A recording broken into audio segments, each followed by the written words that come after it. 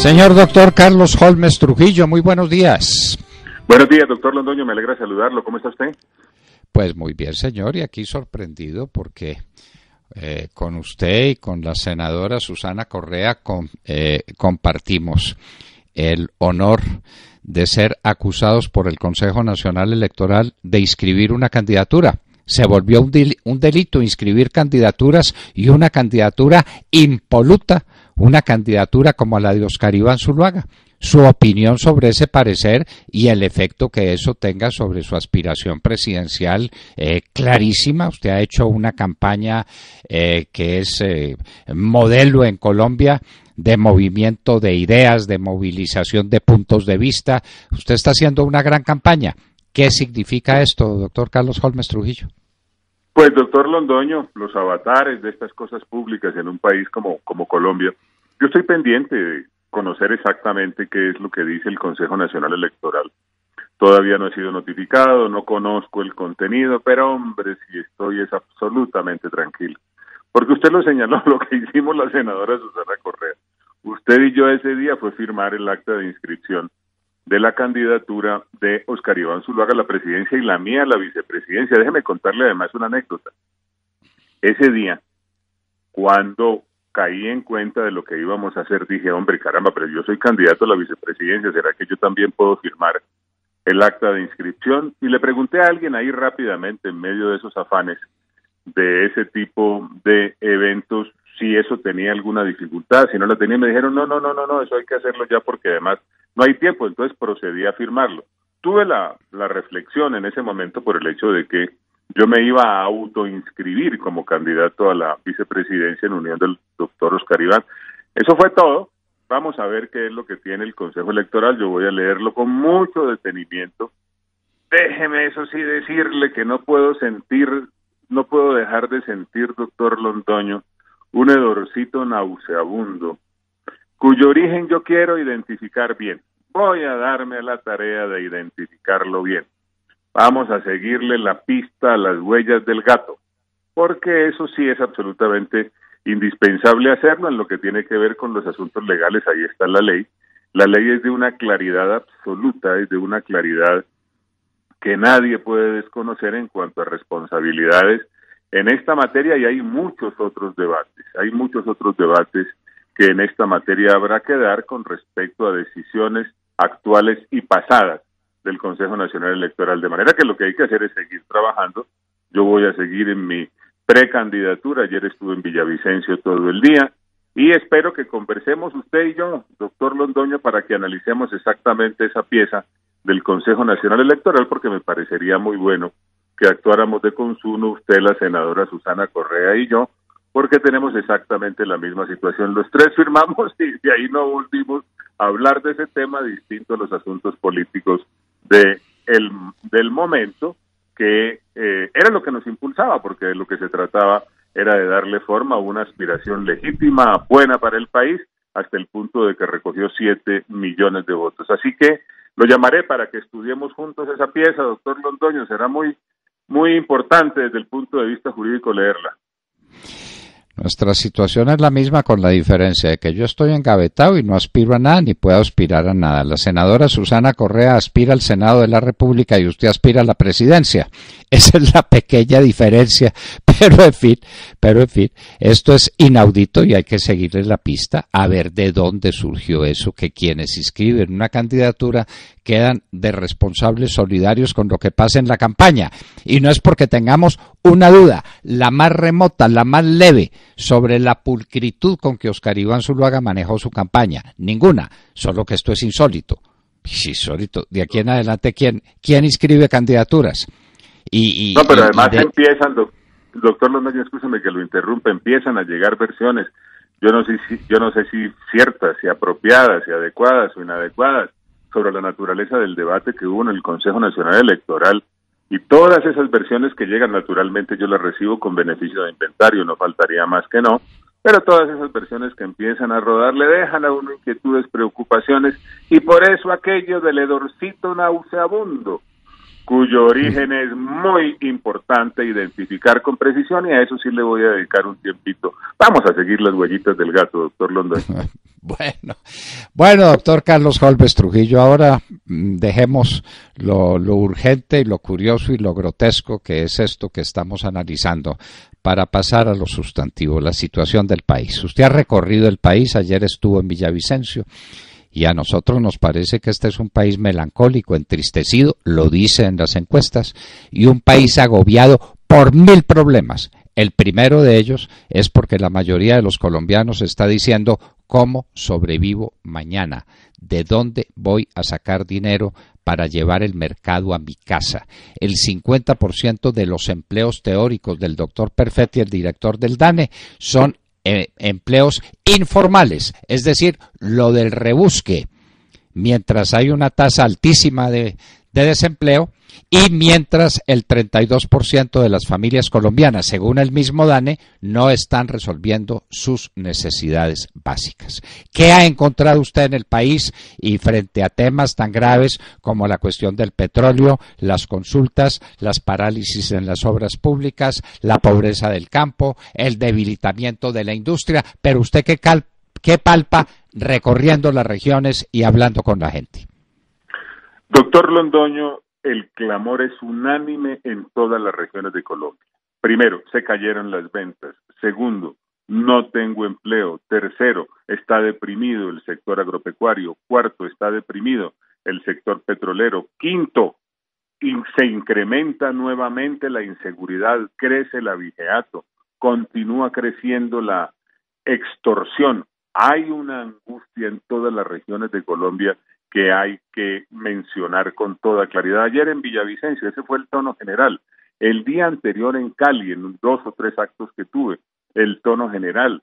En los barrios que he recorrido en Bogotá, en esos barrios comerciales muy vigorosos desde el punto de vista de esa actividad, el clamor de todo el mundo es: se han caído las ventas, se han caído las ventas, se han caído las ventas. Déjeme decirle, por ejemplo, algo que me impactó de un fabricante de zapatos en el barrio Restrepo. Es un hombre que tiene muchos años en el oficio.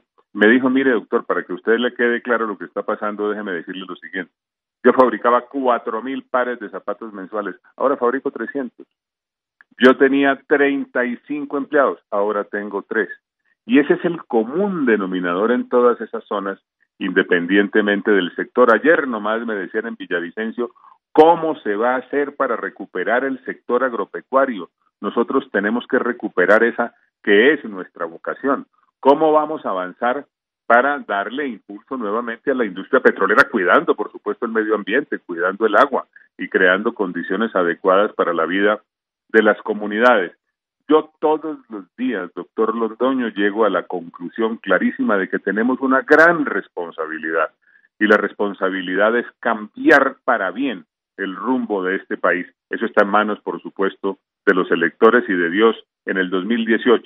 Ahí hay una oportunidad democrática y tenemos que aprovecharla, porque de lo contrario continuaríamos como nación caminando muy peligrosamente hacia el borde del abismo.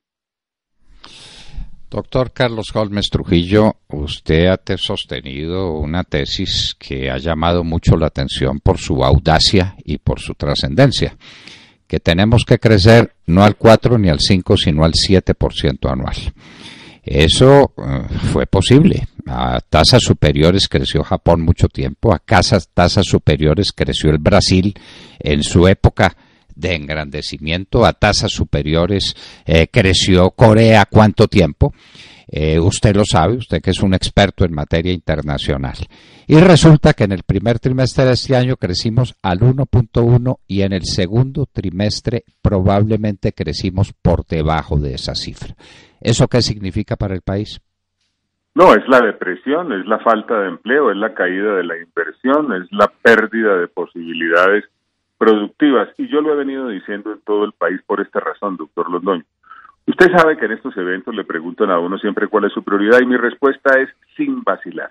Mi prioridad será crear condiciones para que esta economía crezca rápidamente. Usted lo dijo, mínimo una tasa sostenida del 7%. ¿Por qué? Porque yo parto de la base de que necesitamos tener muy buena economía para que podamos tener buena política social, combatir la pobreza y construir equidad. Ese es el claro ejemplo de muchos países que mediante un crecimiento acelerado lograron hacerle frente exitosamente a los reclamos sociales legítimos de sus comunidades.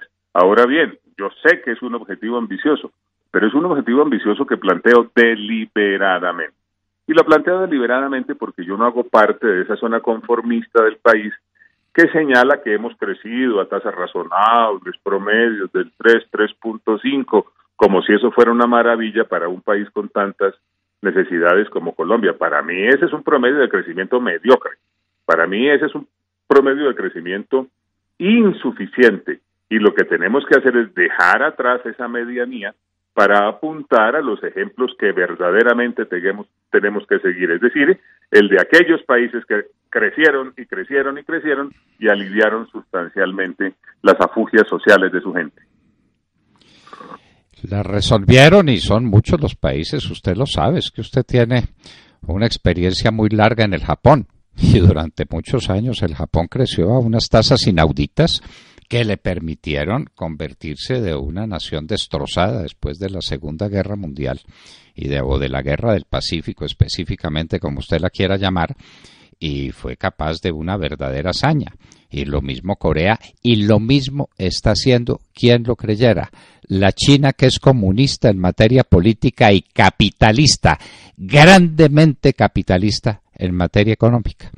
Entonces, si es posible, tiene que ser posible.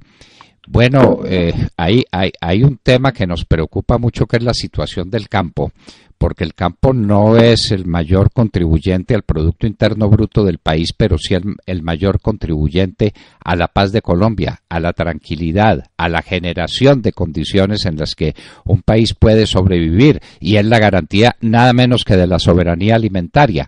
¿Cómo ve usted las cosas en el campo, ahora afectado, entre otras, en Villavicencio, se lo debieron decir, por el fantasma que nos cayó encima, el de la aftosa, que es un fantasma bien temible, porque no aparece sino en 3 o 4 zonas del país, como lo ha admitido el gobierno? Eso se va a regar por todo el territorio nacional.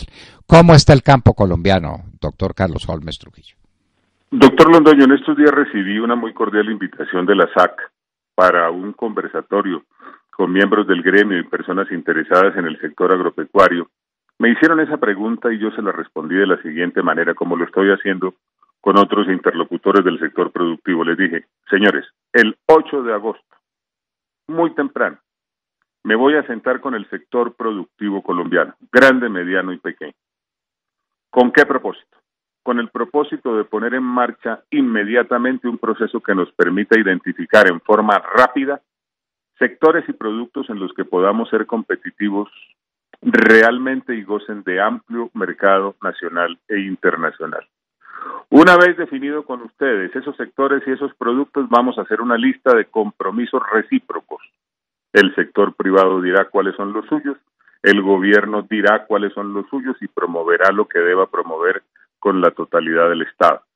Una vez definidos esos compromisos, se pondrá en marcha rápidamente un proceso de seguimiento detallado, juicioso, constante, al cumplimiento de esos compromisos. Y en quinto lugar, ese proceso de seguimiento tendrá una particularidad. Ese proceso lo voy a liderar yo como presidente de la República, no se lo voy a delegar a ningún ministro. ¿Por qué razón? Porque es una gran apuesta para que la economía colombiana crezca rápidamente, y eso necesita liderazgo presidencial. Habrá que ir ajustando las cosas, mejorando aquí, corrigiendo allá, agregando algo que faltó, morigerando alguna decisión que se tomó.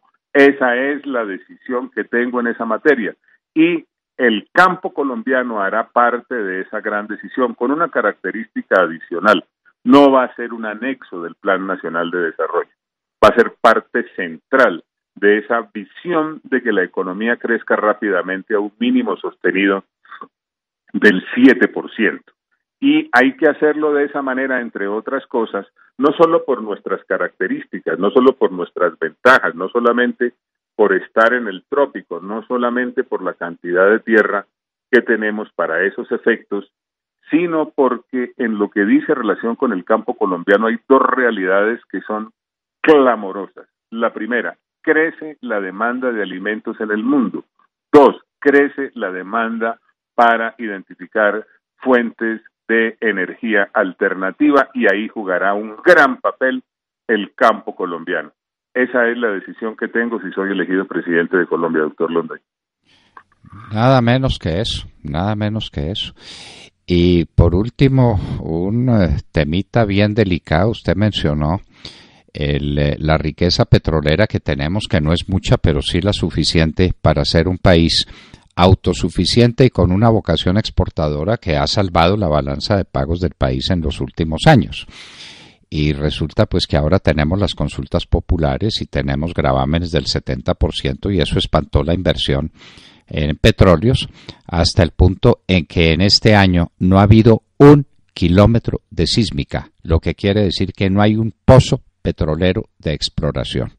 Ese panorama nos dice que dentro de 4 años vamos a estar importando gasolina. ¿Cómo le parece? ¿Qué opina usted? Es dramático. Ayer lo comentaba con los empresarios en Villavicencio. Les dije que hay que impulsar la industria petrolera, hay que impulsar la industria extractiva, cuidando, por supuesto, el medio ambiente y creando condiciones para el desarrollo de las comunidades, porque eso no es incompatible. Les señalaba con toda claridad que yo no me dejo aprisionar por los falsos dilemas. Hay quien dice petróleo o agua. No, yo digo petróleo y agua.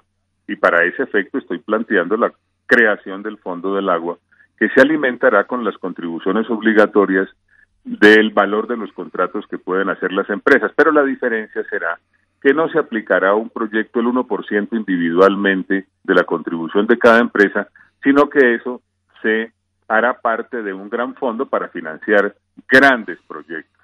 De otro lado, les dije que voy a impulsar el tercer uso del agua, porque ahora se obliga a reinyectar el agua y hay técnicas que indican que puede ser reutilizable perfectamente.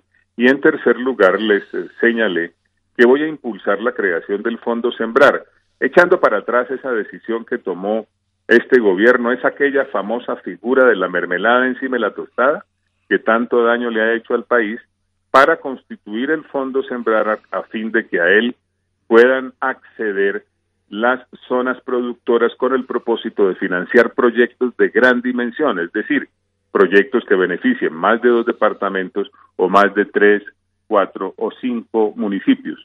Y sobre las consultas populares, a un gran líder joven, amigo de las consultas populares, le dije con todo respeto y afecto lo siguiente, le dije, póngale cuidado a lo que le voy a decir. Uno no puede obrar sobre la base de que los proyectos son malos y las regalías son buenas. Mire lo que está pasando ya en Cajamarca.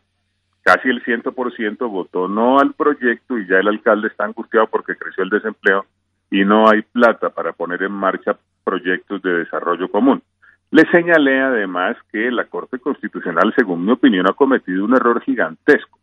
Cuando redactamos la Constitución del 91, doctor Londoño, dejamos 2 asuntos en manos del gobierno nacional, del Estado nacional desde el punto de vista de las competencias. Esos asuntos fueron la seguridad y la política económica.